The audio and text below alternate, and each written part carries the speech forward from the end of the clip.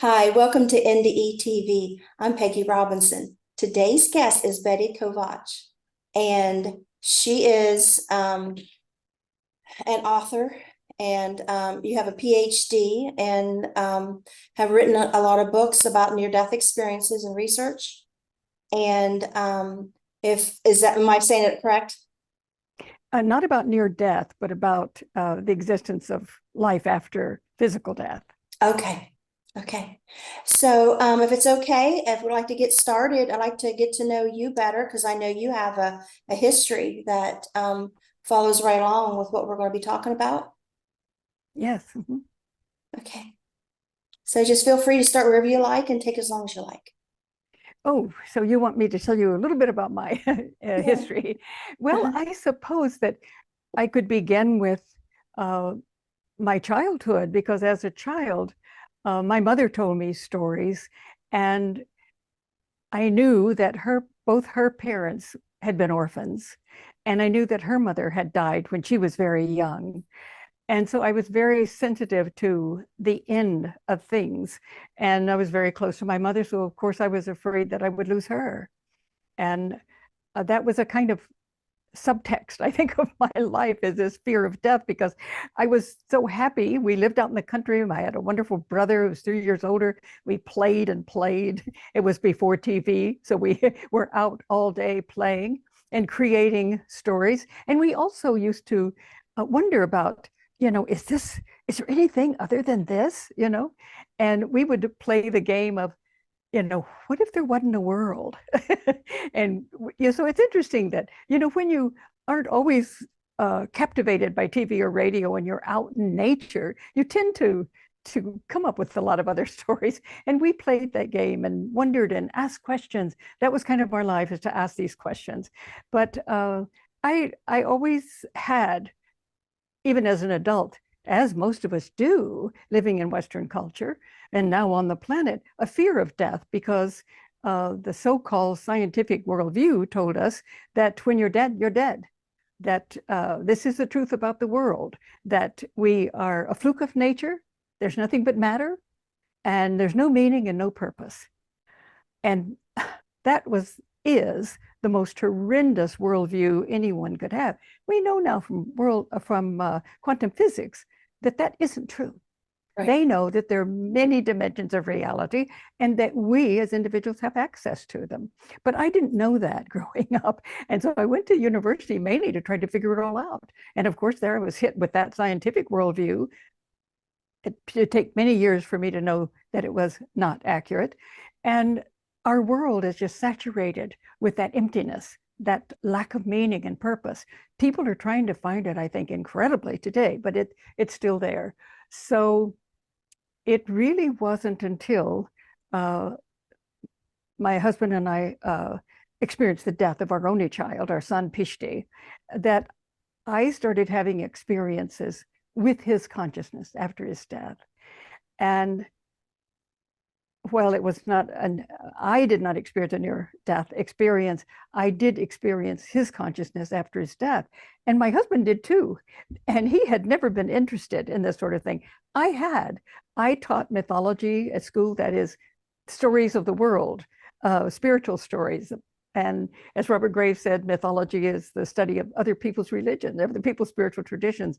And so I had taught that. I had gone to South America to work with shamans to see if I could really know for myself what's going on. But my husband also started having these experiences even before our son died. As a matter of fact, Ph.D. himself had experiences of his death at 12 years old. And I had a dream when I was pregnant with him. And the dream was that uh, I saw, I was at my mother's old schoolhouse, which I'd never seen, but in the dream, there it was. And I went up the stairs, and sitting there was a very old soul, a man. And I saw these Chinese lanterns that were beautiful, different shapes. And there was one elongated shape that was pulsating with light. And I knew in the dream that that was the child that would be born through me. And then the old man was smoking a pipe. And as he smoked, the smoke created a canvas of painting that was turned to face me. And I saw in the upper corner just a light.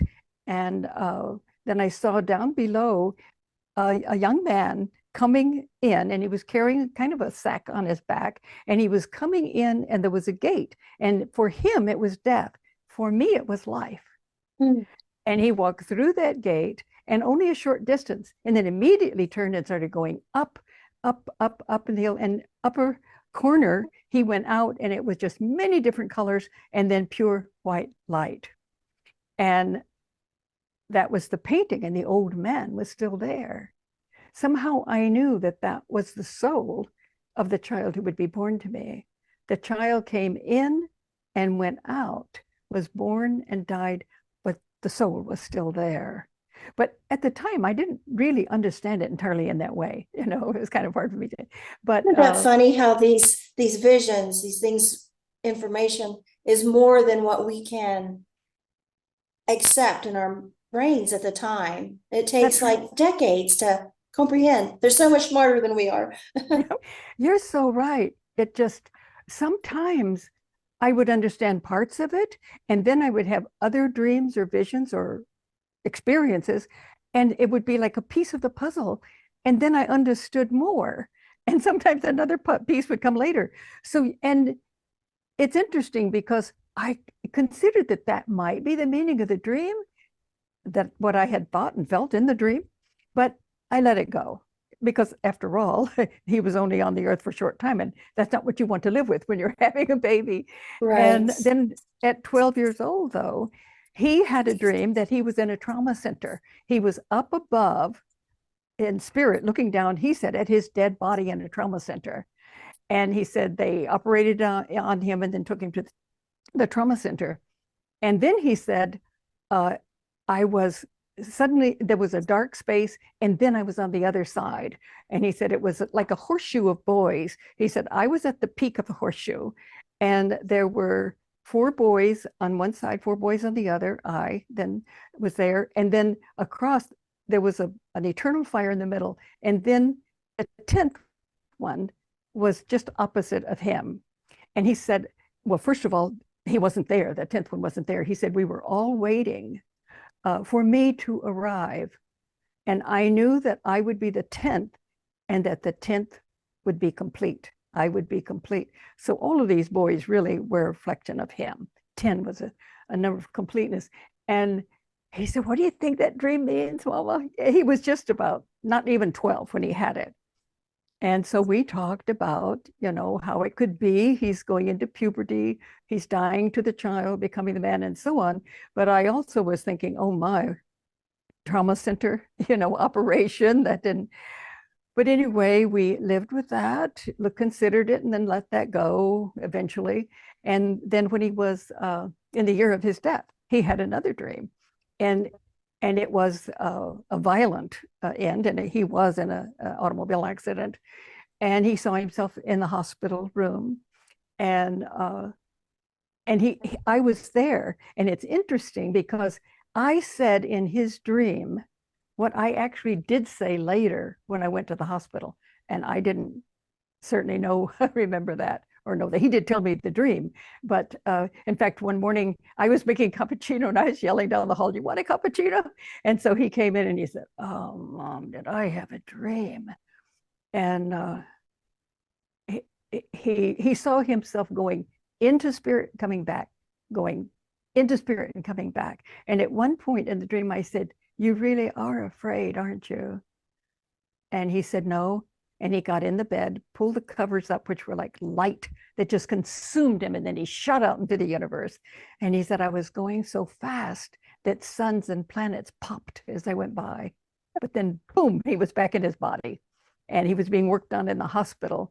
And he said, one doctor said to the other, let him go. He said, and used the word, he's actually reduced to a vegetable now. Let him go. And actually his brain was gone. I mean, that was he when he had the accident. And then he said, he went. So, and then his father, who was not involved in all of this, but about a week or two before his accident, he was in his office here at home, and he said suddenly he saw Ph.D.'s car at the side of the freeway, saw his body superimposed on it. And he knew he was dead because he was superimposed, two different dimensions. And he heard himself say, "Oh, that's right, Ph.D. It's almost time for you to do that." And that shocked him so. And then Ph.D. said to him, "That's right, Dad. I'll be out of the house for a little while." But he completely he completely forgot that. The moment he had it, it was gone. And it didn't come back until we received the call from the hospital that he'd had the accident. And he was 2 weeks in the hospital, which really was a gift. They had him on every machine. And we didn't know for sure, would he live, would he die? And his girlfriend was with us the whole time. I mean, they had met, they just had, they felt that they had finally found the one that was right for them. And it was really difficult for her. But we had 2 weeks, and a lot of things happened during those 2 weeks. But my husband did not tell me that experience until afterwards, because he didn't want me to have that in my mind. And he said, even I would get hope from time to time that he would really make it, but the dream was always there. And so then when he died, it wasn't until after his memorial that both my husband and I began to have visions with him. And then we understood that's what he meant. I'll be out of the house for a little while. Then he came back, and there were very powerful visions to let us know he's still alive, he's still creating, but he also wanted us to know the things that were going to be going on the earth, and that we're going through a huge process. And so that was, and then 2 years after that, my husband, István, was Hungarian. He was in Hungary for business and also to visit his family, and he was killed in a car accident. Oh, no. And so my mother had been killed in a car accident 1 year before our son. As a matter of fact, when they took our son off the life support, it was exactly the day and the hour that she was killed 1 year before. So there were these synchronicities, so many of them. And we have almost like you were being shown all along that this is the way it was meant to be. That's right, Peggy. It was interesting. And then the visions with him, he would say to us, remember that this is what we had planned. And I knew that the one thing on the earth was a thing that had tortured me all my life, and it tortured the culture, tortured the planet. What about death? I mean, death was the end of everything in our culture. And I now know, I knew then, you can't live fully if you don't know our origins and our destiny, that there's meaning to life, there's purpose to life, and that there is this vast intelligence in the universe that has given us birth. We are that intelligence. But if we don't know, if we really believe there's nothing when we die, that we can't live with and create as we are destined to do. So I knew, and certainly we must have known on the other side, that if there's anything anyone can do to help make that real, to help us to know that there is no death. And there are people all over the planet now who are having near-death experiences. And that was very, very powerful for me. I was so grateful for those stories. And they're all, how many millions and millions of stories of near-death experience, and other people who've experienced the consciousness after death. And so we're learning, and I am really proud to be a part of those stories, that we can help to change that false narrative of who we are. We are eternal. And with the research, I certainly saw that our ancestors knew that we are immortal, we are divine, and we are creative. We are here for a purpose. Yeah, I mean, we don't ever know the impact sharing these stories have on people. I get a comment now and then, someone's in hospice and now they have hope, or they just lost a loved one and now they believe in, life after death. That's given them so much encouragement, and to get them out of that despair. And because people aren't understanding that this is the way life is. Like you said, the way science tells it, that's it. We're all an accident. It's all just a fluke and nothing That's matters. And horrible. it's nothing could be further from the truth. Exactly. But we've brought up generations after generations of children who were brought up in that empty, empty story that had to hurt and destroy. And one of the serial killers had said, the earth is empty, it's dead. Well, if something's dead, if it's meaning, or nature, look what we've done to nature. Well, it's dead. Whereas our ancestors knew that nature is conscious. It has spirit too. We're all a part of the big bang of coming into being. We're all a part of that. And they're all levels of consciousness. But Istvan, my husband, and I had a lot of experiences of how we had given our children, we had bequeathed to our children this toxic story, these toxic stories. And it was our responsibility now to experience and know the true stories of who we are. This is the only thing that will heal us. And it's such a fascinating truth that it's just such a shame that it's been swept under the rug and kept quiet and told you're crazy, or that's Yeah. witchcraft, all those things to silence us and Yes, deny these experiences. Like you exactly. you you had this vision, this dream, and you didn't really know how to understand it. But if people would allow this information to be more available, you would have understood it quicker. Oh, yes, yes. And in some ways, I think that subconsciously I did understand it. And then the last 2 years of Ph.D.'s, our son's life, I had dreams of his dying, and I interpreted them symbolically. And yet I grieved in the dreams. And I think that the dreams helped to prepare me to be able to get through it. Mhm. While I knew, but I didn't know. You know, I had the dream, but I interpreted them symbolically in another way. And yet, on a deep level, I did know, you know, and I think that they helped me to survive his actual death. I had already grieved in one of the vision that Pishti had the last year of his life, in which he saw that he died. He said that there were candles everywhere. He said, and chanting and candles. And the first vision I had with him after his death, there were like Native Americans chanting, and there was light. And then I felt them say to me or chant to me, our brothers and sisters on the earth dream, and that they had all come to the earth to help us to awaken to the true dream of who we are. Amazing how this intelligence from the other side, don't have the right words, is so timeless that they knew when you were Yeah. pregnant for your son, Yeah. the future.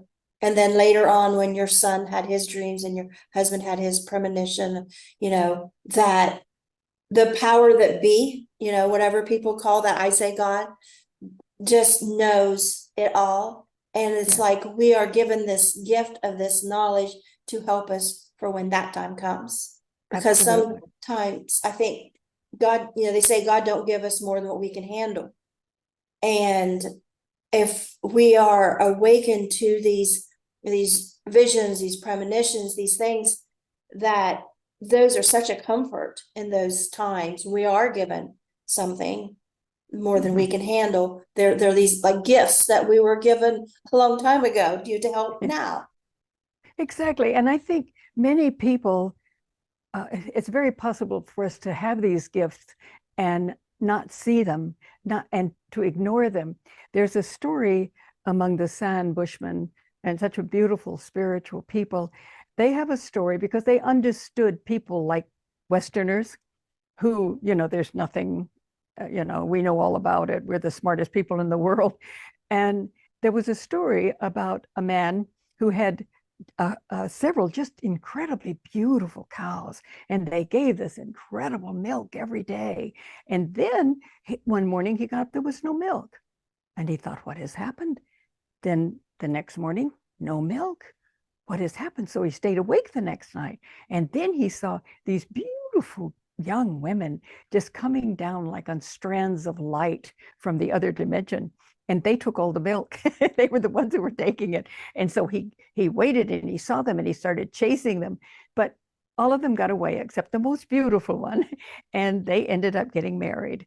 And she gave him a special box, or she had it, but that had, she said, this is a very special gift from the other side, but we must not open it.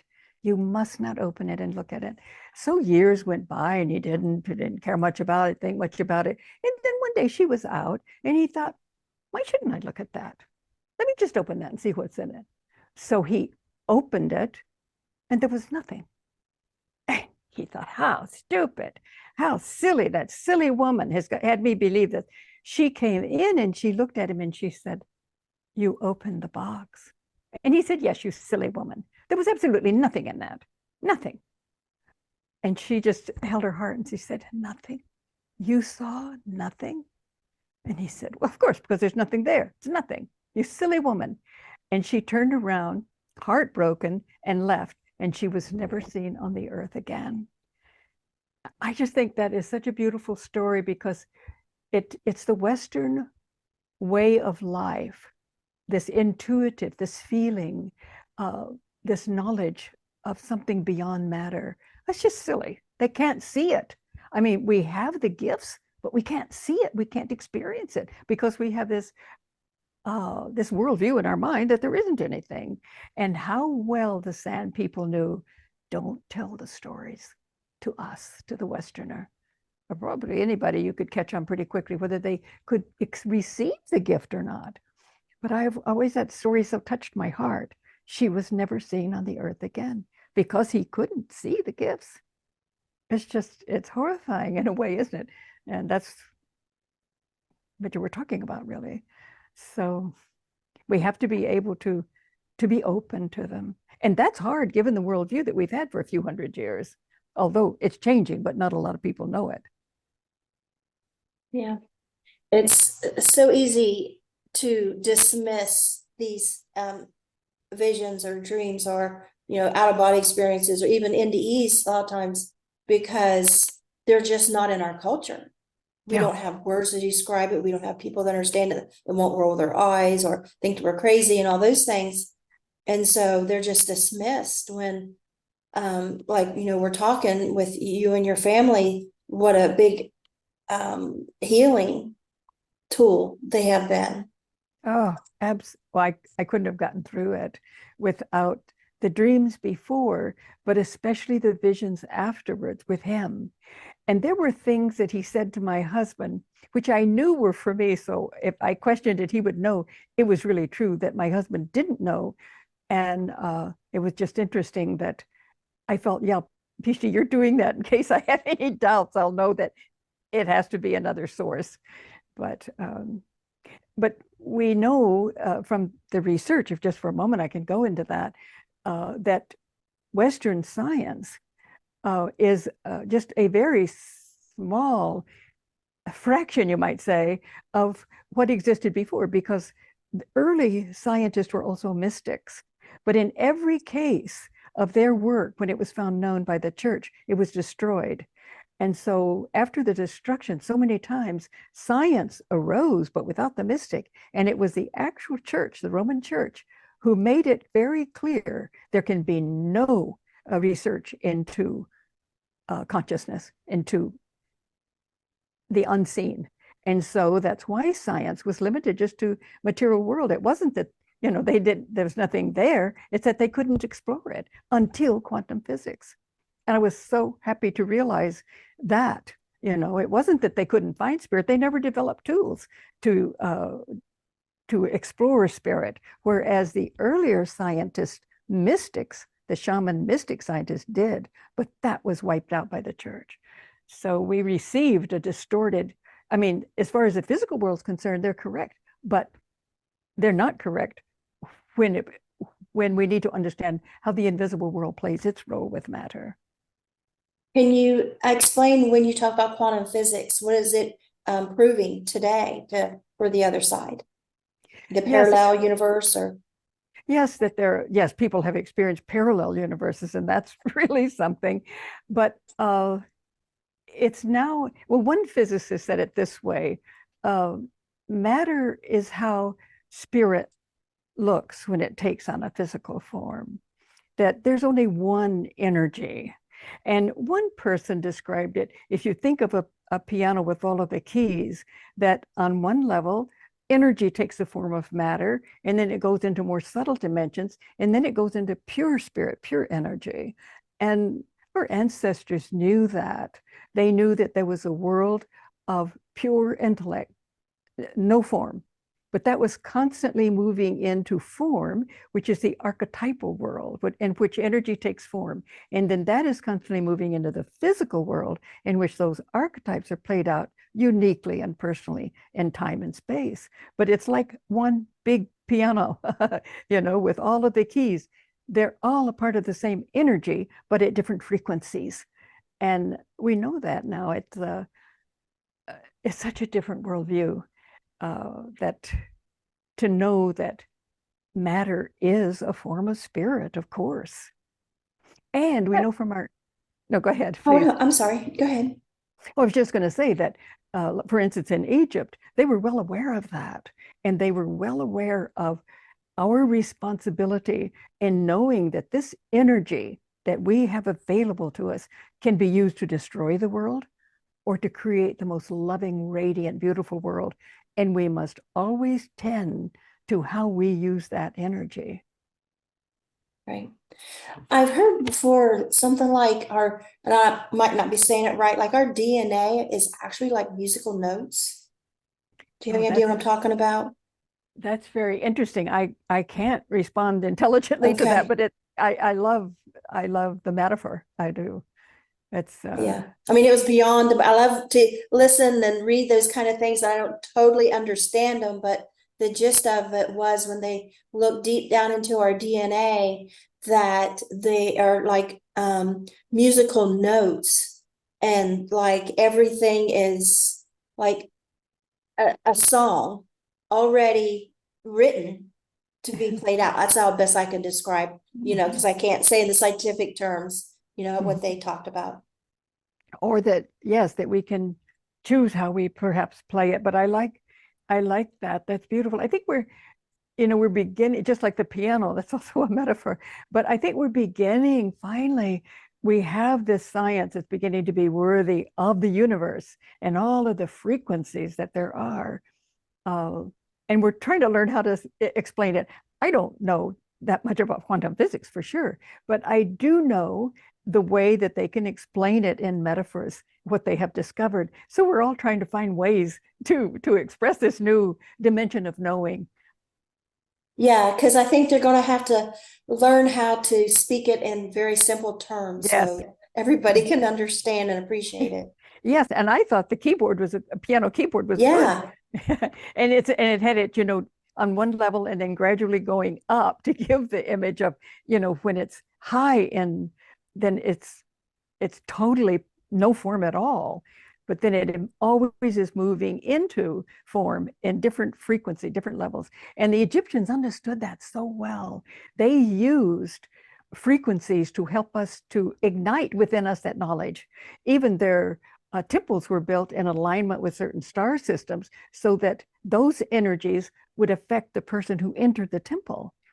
And even their incense had certain frequencies. So they had a lot of knowledge or technology, let's say, a technology that could ignite this awakening in us. And I think our worldview killed it and made it dormant. And so our generations today are trying to awaken to the reality that our ancestors knew, and in different terminology, but they had a technology. I think a civilization, to be civilized, must know this and develop ways to ignite that knowledge in each of us, because it's in each of us.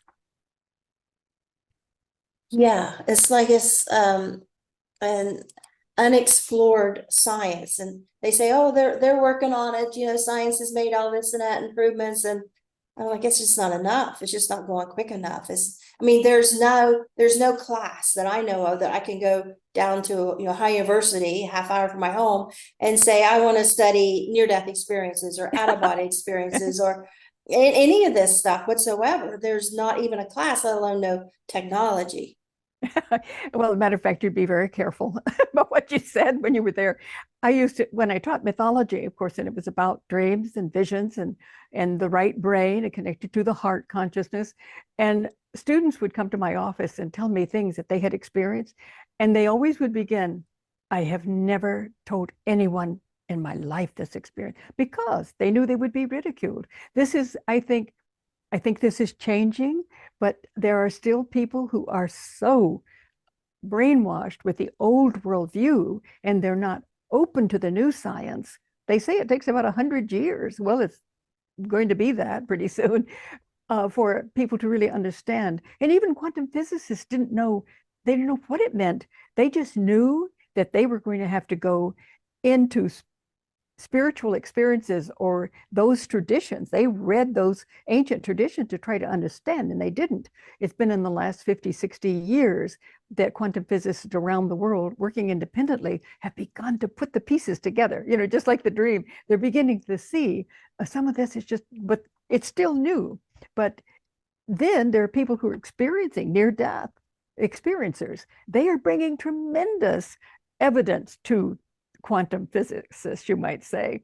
And many of the physicists themselves have gone to South America, worked with sacred medicine, had powerful cosmic consciousness visions, and they come back and understand what they were studying rationally before. I know of one physicist in San Francisco who was on the beach, and he had a vision of all that he'd been studying in physics. And then he said, then I understood it. So the shamans they used a lot of techniques for us to break through this addiction to the rational mind and go into the right brain, heart consciousness that connects us to the cosmos and have these experiences, you know. So there are many, they had drumming, dancing, isolation, sacred medicine used in a sacred way always. And they understood that the heart was the center of all consciousness, and it was the heart that opened us to the universe.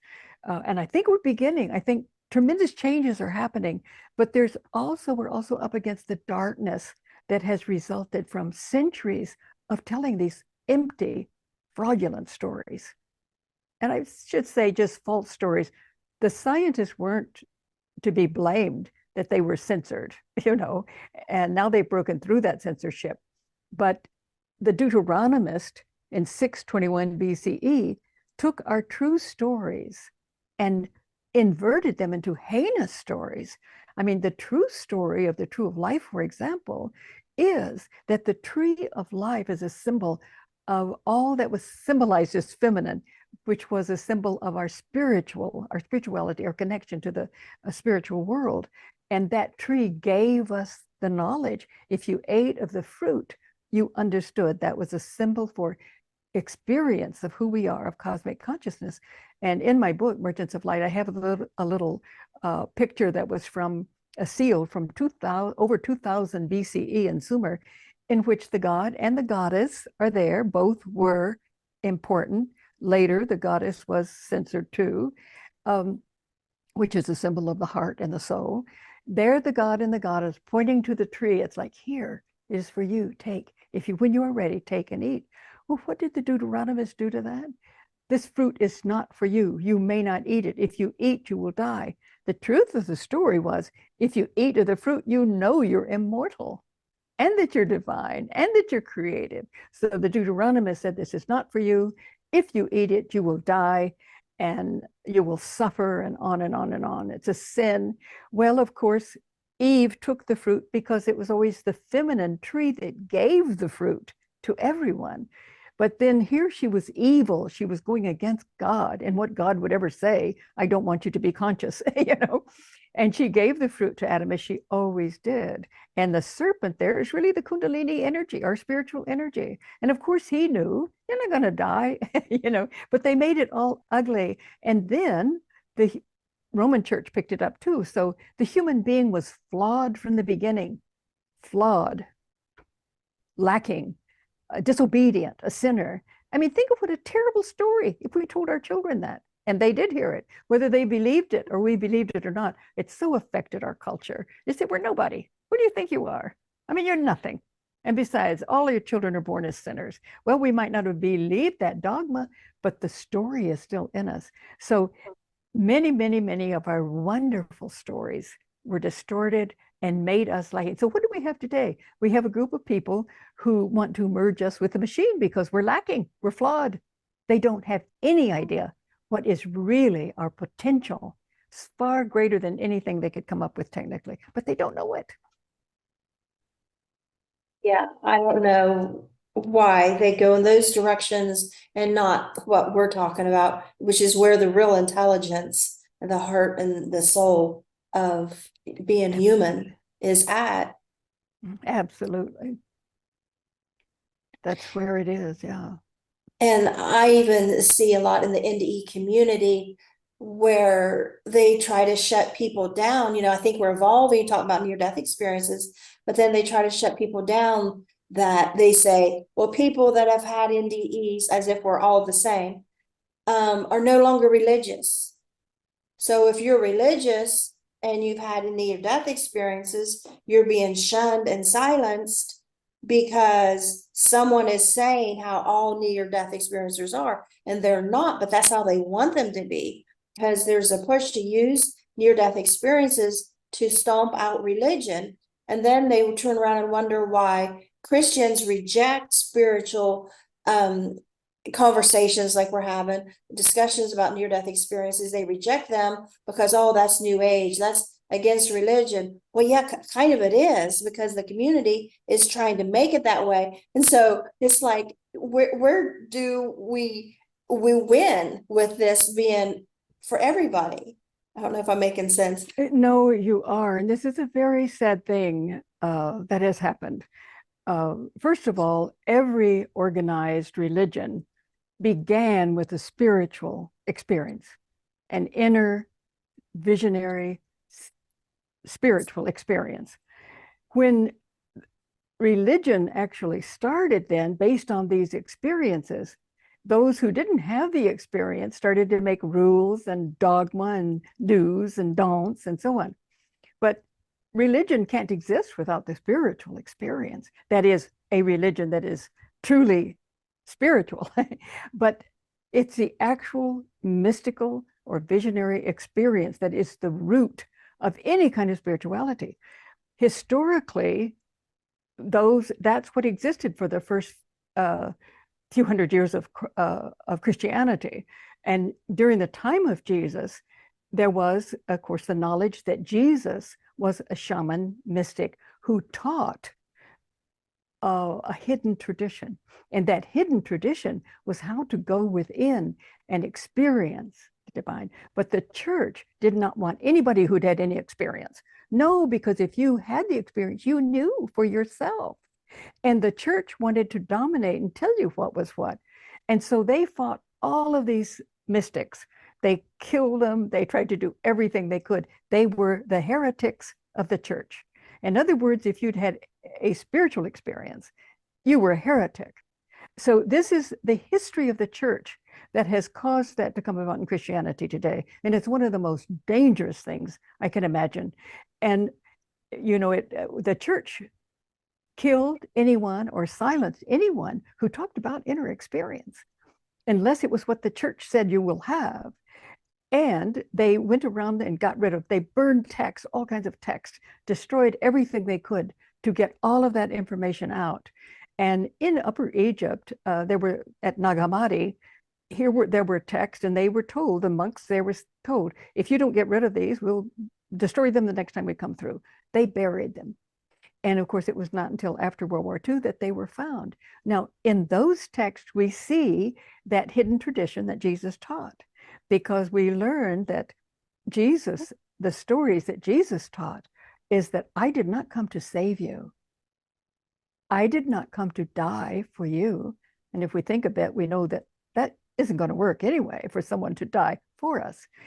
We die to the old and are reborn to the new understanding. But he said, I did not come to save you. I did not come to die for you. I came to remind you of who you are. It is not enough to follow the Christ. You must become the Christ. And this is the true Christian teachings that was distorted by religion, by the church. And now what are they doing? They're saying any visionary experience that you have has got to be from the devil or something false. No, that is the root of any religion. But the religion is not true to spirituality if it doesn't nurture the NDE experience, the spiritual experience. It's its very life force, but they've forgotten that. I knew two people who had experience, and in their grief, the church convinced them that it was from the devil. And it was the very thing that gave them their life. This is dangerous, so dangerous. And I know as a Christian, whenever we hear anything that is contrary to the core beliefs, in our churches of, say, communion, this is my blood and my body, I give this up to you. And that, every, hymn and even the pop Christian songs, how Jesus gave up his life for us. And so walls go up and fears start when they hear, and also the phrase like, we are God, or, we are the same as Jesus, or, those put up huge walls for Christians. And they don't understand the meaning behind that the spirituality is for all of us, that the mystics have something. Mystics isn't a witch.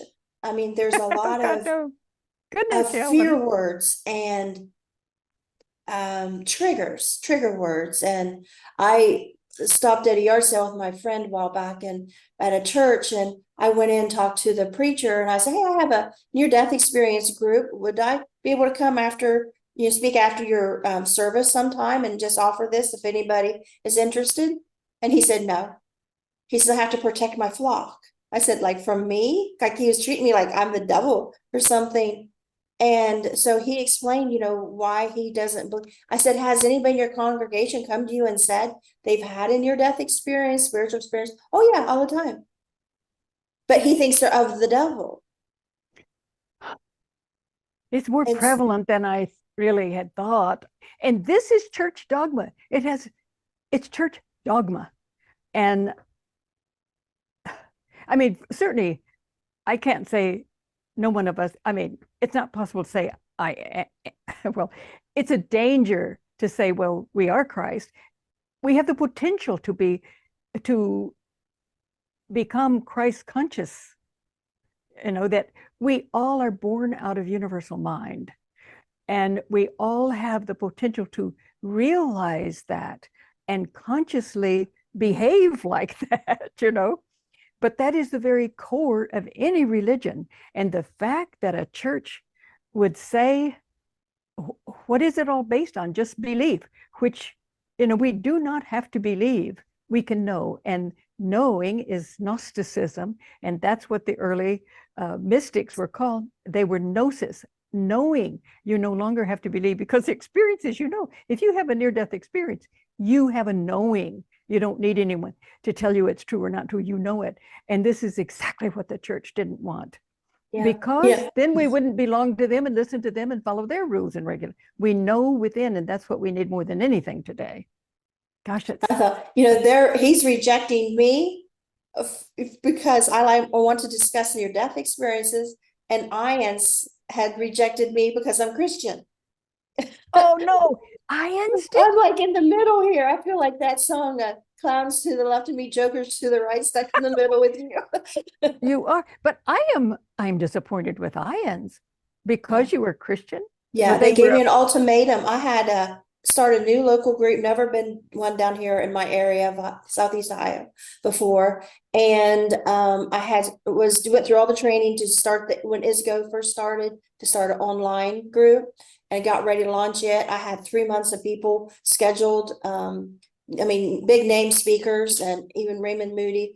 I was doing them every Sunday, and I had them scheduled for 3 months. And they come to me and said, we don't want conservatives, Christians, pro-life.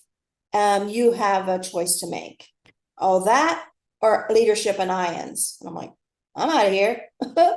well, wait, that's I mean, with the near death, people should be able to talk about what they experience. There should be no censorship of it.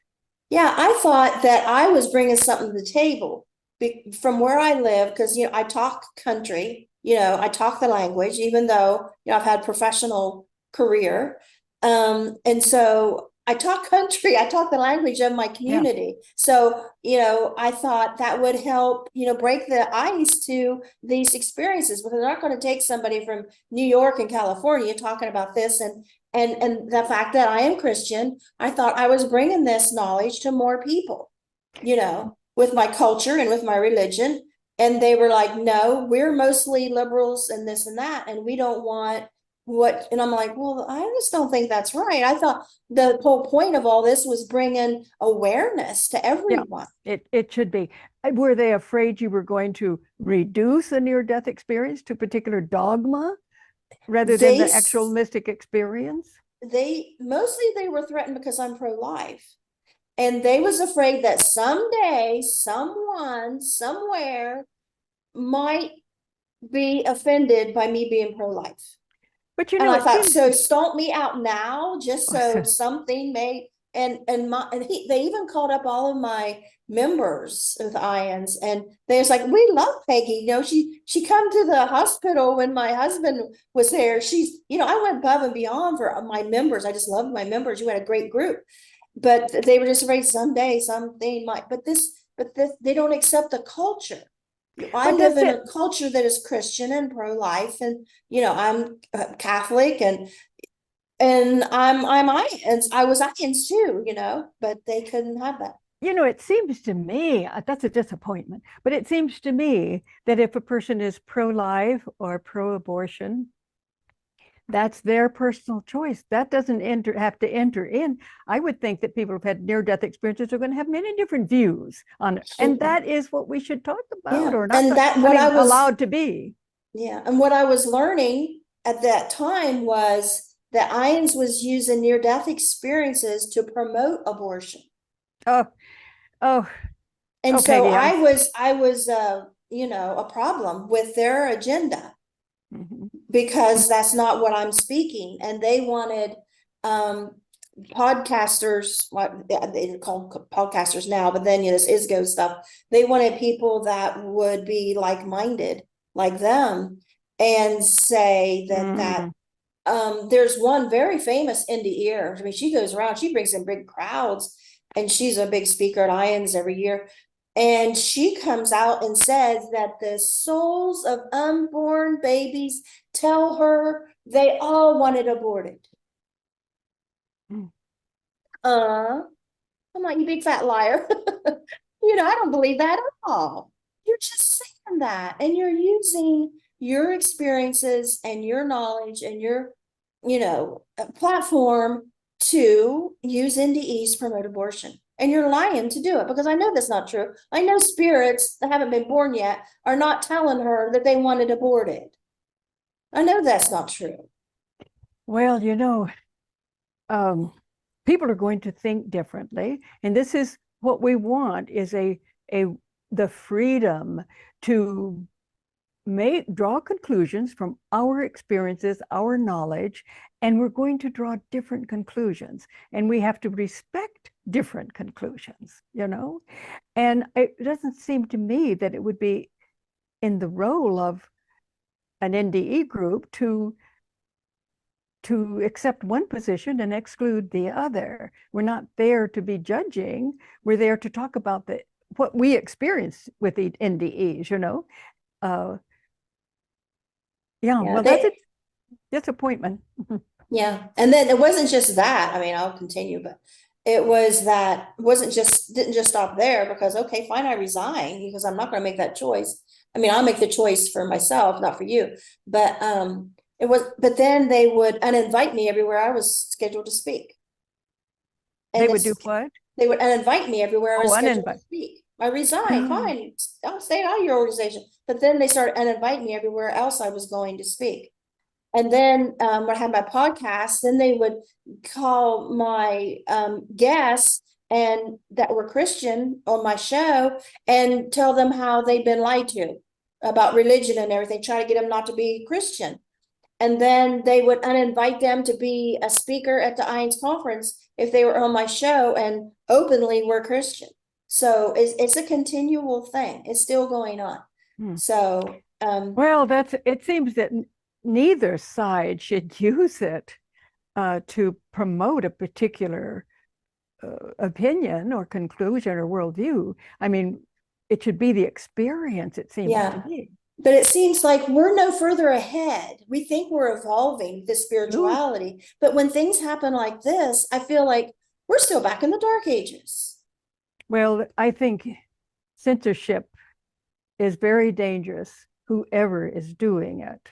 If someone has the experience this person from IANDS had, then we listen to it. And if someone else has a different experience, we listen to it.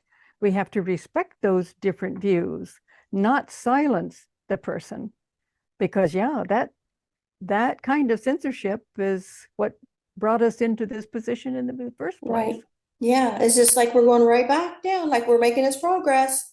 And then this is messing it all up again with all this one way or the other, my way or the highway. And see, that's such a dangerous thing. And to feel that we're correct in doing so, no, we have to, each person have the freedom to express the experience that we've had, and we can express the conclusions we've drawn from it. And if they're different from someone else's, we need to be open, hear it, and we'll go our own way. But we need to be able to hear, to listen. I think part of Jesus telling stories was for those who have ears to hear, or for those who have eyes to see. We must keep the eyes and ears open. Why don't you simply have a private question? But you have now your show, and you can have private groups. But I'm sorry that happened, because yes, I agree with you. Censorship is dangerous, and promoting it for the particular conclusions we have drawn can be dangerous. Or we can say so, but then we have to allow the others with different conclusions to also say so. It has to be open. But that's why I don't screen my guests. If somebody says they had experience, okay, be on the show. I don't know what they're going to talk about. I don't know what their opinions or politics or religion or anything's going to be. They have the right. And what I've learned to do is, in my mind, I separate their experience from what they did with it after the experience. That's really good, Peggy. Yeah. How did that influence your life? And how will that influence others? Absolutely. Of course, in our government now, we see that there's all kinds of censorship. Scientists are being censored. Yeah. I spent the last 3 years studying the views and the data of the scientists who were censored. And this is a real danger. We can see it's similar to what you're talking about. Science can't exist without dissent and disagreement. They have to debate or at least hear each other out. So in any field, and it's very dangerous now, because they're the scientists who are doing the censoring are the ones who are in control. So that's very dangerous, and it's very dangerous on a spiritual level as well, as you have certainly experienced. So it's just so important for us to realize we have to be open. We have to hear. We're still, in order to draw a fuller, vaster conclusion. Hear all sides. Like the vaccination. I mean, people was afraid. Doctors, top Harvard scientists, were afraid to come on podcasts and talk about it. No, it's yes, because there was a tremendous censorship of them, and sometimes they lost their licenses. And no, it's a very dangerous period right now on many levels where censorship is involved, because the ones in power own the media, the corporate media that we see on TV, and many of the newspapers. So people don't know they're being censored unless they know how to find other avenues of very researched news reports. They don't know. And that's a very, very dangerous thing. So yeah, there's a lot of fear among doctors. And in California, there was the bill that it went through, it actually got through, it's being challenged now legally, that no doctor can say anything to his patient about COVID unless it is the official narrative, which is Big Pharma's narrative. That's a bill now in California, and it is being challenged. And I think that on many levels, there is censorship, which is an effort to have only one view. And that is always dangerous, no matter which field it's in. Yeah, everything is so political, isn't it? Well, it has become so. And we just need, first of all, we have to be aware of it. And you've certainly become aware of it in your own life experience. And many of us have become more aware of it during the last 3 or 4 years. And it's a great danger to civilization and to now the freedom of the entire planet. Yeah, and like the AI, I've had several researchers bring up the AI on here, how, they're worried about where that's going. I think you mentioned that a while ago. And well, you don't have to censor them, do you? You program to, do what you want when you want. And, that's the kind of humans they want. Well, the old idea of we're flawed. Many of these people who are working in science are not aware that they're still influenced by the old Deuteronomist, that the human being is flawed. It's just such a horrible story, and that they can play God and fix us. Well, they don't know about the right brain, the higher brain centers, its connection to the heart's connection to spirit, to other dimensions of reality. They're way back in their understanding, but they have technology. Not that they're always experts, because there's always horrid mistakes being made, but where there's no feeling, no heart, no soul, it will be a dreadful outcome. But they just don't know. And I think we can look at them as our brothers and sisters on the earth who are dreaming a terrible dream, because that's the story they have been given since the Deuteronomist and the Roman Church and the Habsburgs, and then governments after that. When we want to control, we tell the stories we want people to have that will make them controllable. And so this is the more light, I think, that we have achieved. And I think this is a Renaissance period of that light from the past. The more we can see the darkness, and we need to look at it clearly. And each of us is going to have, like you have a Christian perspective. You should be allowed to speak that perspective. And you don't want to wipe out someone else's, but there will be, other perspectives. Right. And if we can all speak together, we might see, I should be able to see, oh, that is an important thing, or this or that. I could see my own empty spaces, or not. But we have to have all of the perspectives, honor them all. And another thing IANDS is doing is telling people, if you're selected to be a speaker at the conference, which is September, do not tell your story between now and then. Wow. Don't go on any other podcasts, don't share it. Wait so we can get all the sales. It's just, the money and politics and agendas, and yeah, it's very disappointing. And I think we should make it very clear, this is what I experienced on the other side. This was my experience. Now, when I come back into time and space, I might draw conclusions that someone else wouldn't draw from the same experience. That's okay, but the near-death experience is something we want to look at. What was that experience when you were there? What did you learn there? And each of us can interpret things perhaps in our own way. But if you want people to know about NDEs, it's the NDE that you're talking about, And then if you put it, let's say, in a Christian perspective, then we know that's what you're doing at that point. Or if they're putting it in whatever perspective they have, then we should be able to see that. But we should focus on the experience itself.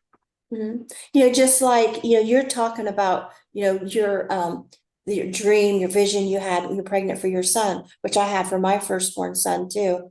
A dream that I was 4 months pregnant. All of a sudden, I woke up from it. I knew he was a boy, and I gave him his name Matthew right then. 4 months pregnant, and they, oh, you don't know it's a boy. Yes, I do. That dream was so impactful. I knew it was a boy without a doubt. Yeah, and the moment he was born, I said, I told you it was a boy.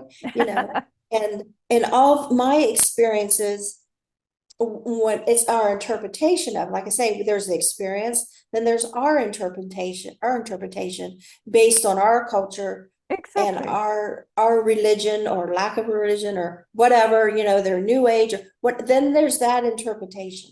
But the experiences themselves, Yeah, that's are, it. Yeah, that's where the meat's at. that's right. And that we should be allowed to talk about those experiences. And we're smart enough to differentiate, when there's the experience and someone's interpretation of it. I certainly could not interpret many of the dreams I had, as we were talking about, for a long time.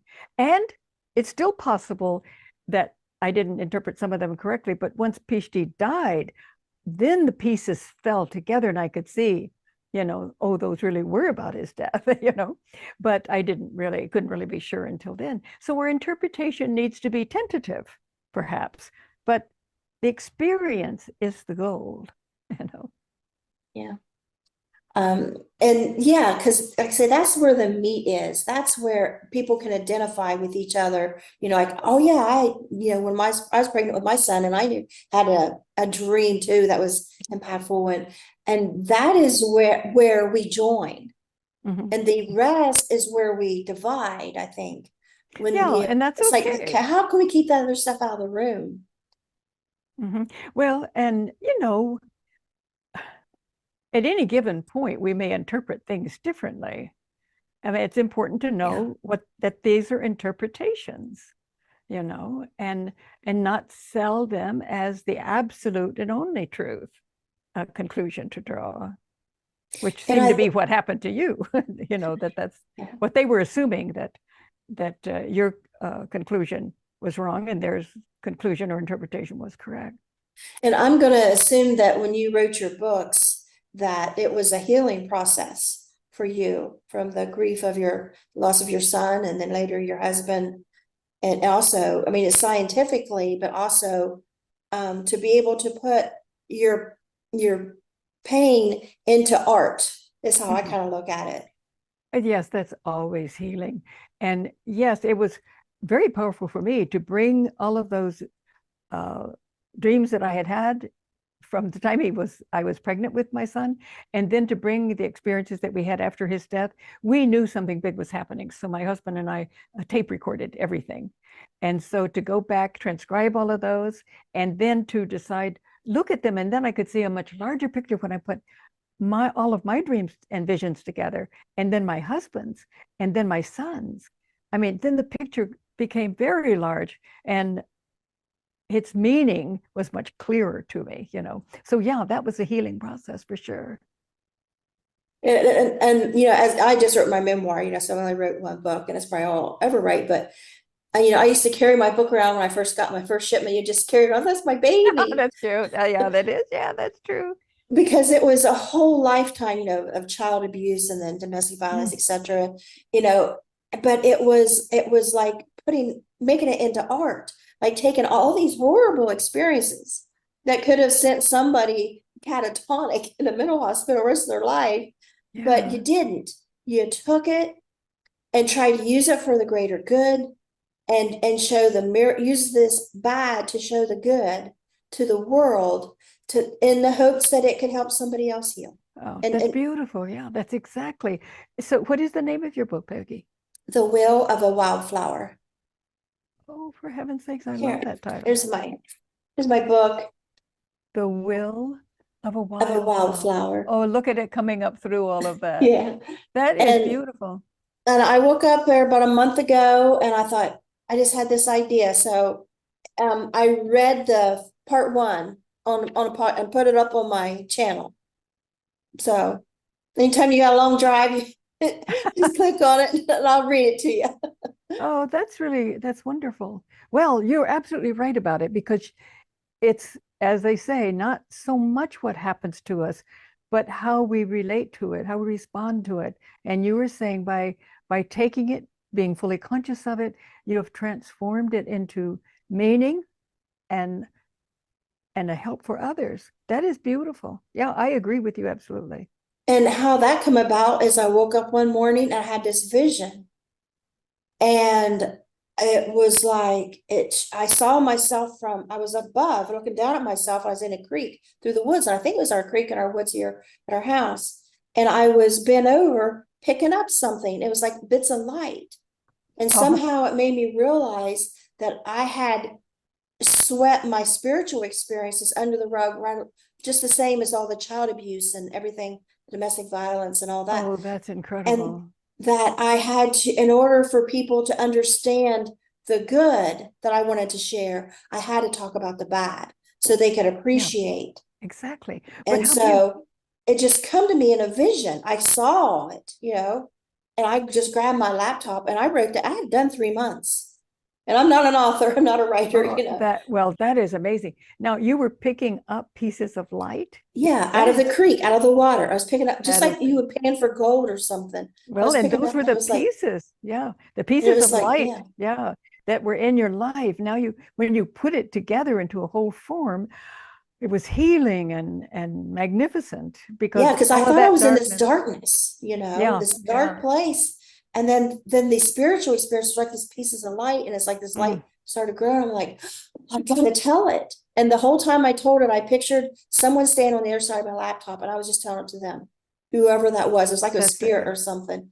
And I was that's like, beautiful. where do I start? And something was like, start at the beginning. And I started at the That's beginning, yeah. my first paragraph, like, this makes no sense. And this voice was just like, it doesn't matter. Somebody else will understand. It's not up for you to understand it. And I And isn't understand almost all of it now, but at the time, like, this makes no yeah. sense. And that shows too that higher intelligence in the universe that is in us as well knew what had to be said. It was that guiding, that spirit of the text and of your life and of your soul that was coming together, and it was bound and determined to come together. Out of that darkness, these pieces of light were going to form this beautiful artistic text of healing for you and others. Yeah. Beautiful. And that's what I'm addicted to in near-death experiences and your story you shared at the beginning is I see that higher intelligence Mhm. working in your life. And when I hear people's NDEs, I'm seeing that higher intelligence, whether they're Christian or anything else or atheist, I'm still seeing it. And that's I'm not picking even up the on it. point. Yeah, and it isn't as one sees in the experience of that higher consciousness, we see that it isn't important whether we're a Sufi or a Jew or a Christian. Those are particular ways of working with this experience.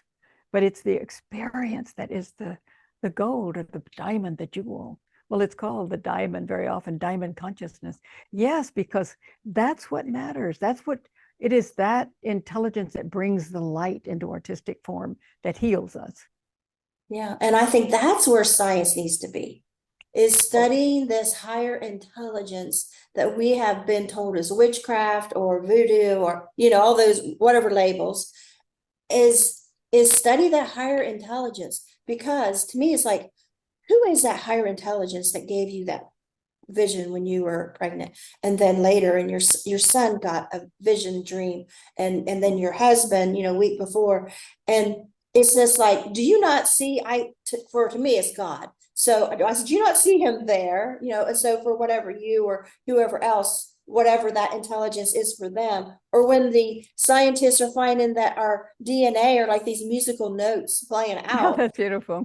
you Well, know yes, because it is intelligence, and we can call it God, we can call it goddess, we can call it higher intelligence, we can call it the quantum field or spirit or ground of being. The important thing is that universal mind is who we all are. We realize it in different levels, but we have the potential to fully realize it. So the point is that we are that. And it's kind of interesting. In some traditions, they will say that not God is, the moment you say God, you've limited, and there is no limitation on God. So they say not this, not that, because they don't want to limit by any particular positive word, but that vastness that we are all born out of and have the potential to actually experience, I would say, experience. So yes, that's why it has to be on experience. And Christians look at it one way, Jews in another, or Kabbalists in another, and Hermeticists in another. Fine, but it's the experience. And now quantum physicist has said, we are all manifestations of this vast consciousness, and we are all co-creators with it. I think that's beautiful. I think at the end of the day, the bottom line, it lies somewhere in the fact that we can, like you said earlier, we have two ways we can go with this right now. With this dark way or this, light, is how it makes us feel. Because I can get like really depressed and angry in this dark mode, or if I can get myself out of it, I can get in that springy light, booming with possibilities and creativity. Yeah, And that's good. That's like where the we want to sky's the be. limit. Yeah. Yeah, that's where we want to be. And Yeah. then we can pray or meditate for the light to fill that darkness and the minds of those who are constructing deadly worlds. No, they can't be happy with that. That's a pathology. So we can visualize and pray and meditate for light to fill them as well as ourselves, that we have to face the darkness in us and let the light fill that. But the whole planet, that there is a forgiveness that is possible, with understanding that they are wounded too, to even come up with some of these ideas. I've had people say, well, how does a baby at birth have an NDE and remember, or a 2-year-old, 3-year-old, or 5-year-old? How do they? And I said, I think because these memories aren't in our brain, they're in our soul. We had them out of our body. We are remembering from our soul level, not our brain. And so that's why the NDE is never forgotten. That's an interesting way of putting it, because the Sufis say, and now scientists are beginning to say, through heart math, the scientists who've worked with them, that the heart is the soul. Sufis would say the heart is the organ of soul.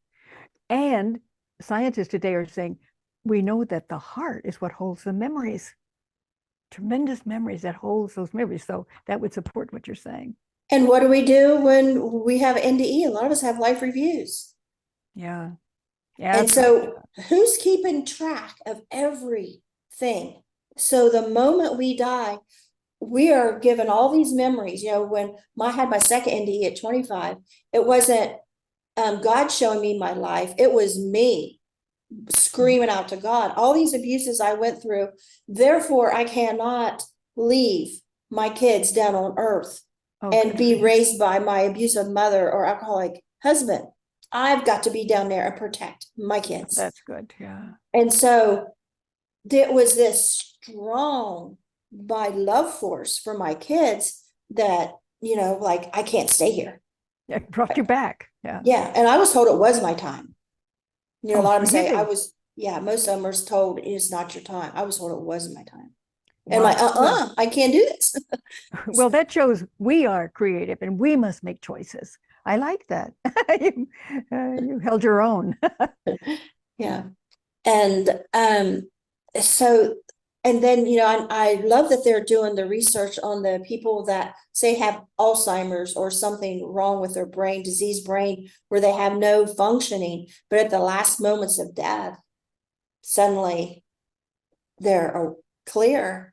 And I'm like, there you go. That's the soul. That they're not using the brain. That's their soul coming through. Exactly. And I read an account, and I wish I knew where I could try to find it, but a man who had Alzheimer's had hadn't said anything for a very long time, and his daughter was there with him. Then there was the time, and I don't know if they used certain methods to try to get this to happen. I don't remember, but I do remember that for an hour, that man was totally lucid, totally himself, and talked with his daughter. And so certainly that we know that consciousness doesn't have to be just in the brain. If we can use the brain for the consciousness to flow through, good. But that was no longer possible. But his consciousness was there. And that soul consciousness that will continue after the death of the body, but somehow or other it was able to come through for an hour, you know. So we just have to be open to the mysteries and miracles of life. We know so little yet, even though we're learning a lot, we still know so little, but we know that what we have experienced, those experiences we know are realer, as they say, than real. And that's what we hold on to. And I feel like, you know, that hour, like that was permitted. Like you got your visions and things. Those are permitted for me personally. Now, maybe not for everybody, but I feel like, and I say God, he permits like to violate the laws of nature, because the laws of nature are, you know, that person couldn't have done that. Well, But that's as science understands those laws, you know. But the truth of the matter is that there are always higher and higher frequencies and laws that go along with those frequencies. So, but we, you know, science would say that can't happen, and it does happen. Well, there's a higher frequency going on here. You know, it's a higher consciousness, let's put it that way, that makes that possible. yeah. And we can call that God, or, you know, it's as good a word as any, because that gives it a personal relationship. And that is personal, and we are related to it. So it's a good way of feeling about it. Yeah. And I don't know, I just had a thought and I went, shoot. But for me, you know, like I say, it's God, because it puts a name on it. Yeah. It's not some scientific something, or exactly. it's not, it puts a name on it, and it puts a relationship on it. And I know one time during extreme stress, right after my husband of 16 years asked for divorce years ago, I was alone in the house, we're in the country, so there's no noise or neighbors. And, you know, I went sitting alone in the bathroom, and I'm the type of person, I don't cry in front of people. It's very personal. I'm not a big crier, you know, but I broke down quietly because I knew I was alone, and I wouldn't do it. You know, my husband asked me, oh, okay, whatever you want. And he left with kids for the first visit. And I sat there and I'm sobbing in the bathroom.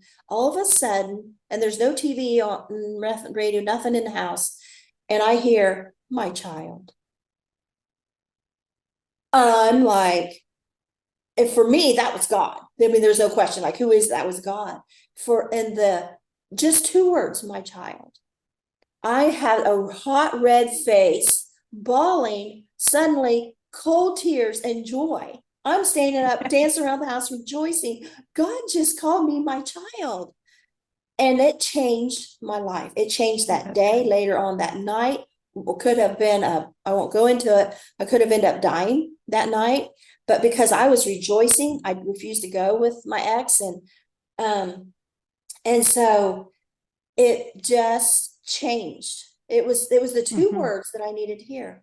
Like, oh wait, I don't need him. I don't need my family that abused me. I don't need this. I don't need that. All I need is God. And for me, it was the most healing thing that could have happened. And so when we have these spiritual experiences, some of us are religious experiences, but they're all the same thing. And they come from this intelligence. And these experiences we have, each of them are designed just for the person. You know, just like yours was designed just for your family.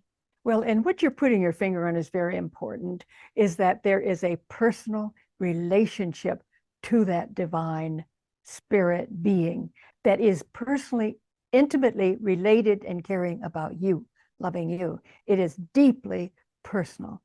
And when we know that, like when you were called my child, that carried that deep and profound relationship of love and caring and protection, which is so powerfully was healing to you. So yes, I think we use the terms that will reveal that to us. You know, just to say intelligence may not do that, but when you said God, that did that for you. That was that really Mhm. deep, Yeah, you know, deep for me, caring. I need that father figure, Yeah, that father figure love. yeah, Somebody else may not need that or want that or have an issue. That's them, and that's fine. We can still talk about near-death experiences and exactly, spirituality and, you know, I'm not exactly. here to convert nobody. No, and it's just a matter of how we feel it and the shape that we give it at the time of our need, you know. So honoring that is so, so important. Otherwise, we can't talk about any reality, it would seem, if we can't honor how each person experiences it, given their needs, you know, and Yeah, and I just think it's such an injustice when a lot of the spiritual community want to take religion away from people, where some people, that's all they got. They're hanging on to that by their fingernails is their yeah, religion. But we can introduce spirituality into it and let them see that their religious experiences are also spiritual experiences, and they're no different than this person over here, this atheist having a spiritual experience, that's right. because that divine knowledge, that intelligence that's looking out for us and look years ahead, like you are, you know, years ahead, you were given something that would help you in your time of need. That is out there for all of us. Yes, yes, I think that's very, very important. Whatever we call ourselves, you know, that it is, we are it. It is available for us. We have to be open to it and feel it and receive it. But yes, it's trying to divide it up and label it can get us into trouble, you know. Yeah, and divide us as people, and yeah. Um, Exactly. is there anything else you wanted to discuss? I didn't Well, mean to go in all different directions. That's kind of what no, I do. no, that's a direction it need to go in. No, just that the first book is Miracle of Death. There's nothing but life. That has the experiences that we all experience, and they're as accurate as I could get them. And the other book, Merchants of Light, has to do with that kind of experience with our ancestors from 40,000 BCE to today. And so all the detail I have in that. So no, that's all. It was just, I'm grateful to you. It was the conversation was good, was meaningful. Okay, well, thank you. And I'll put links for those in your description and your website. Okay, great. Thank Okay. you so much. So nice meeting you. You too, Peggy. All Thank right. you very much. Bye-bye. Bye-bye.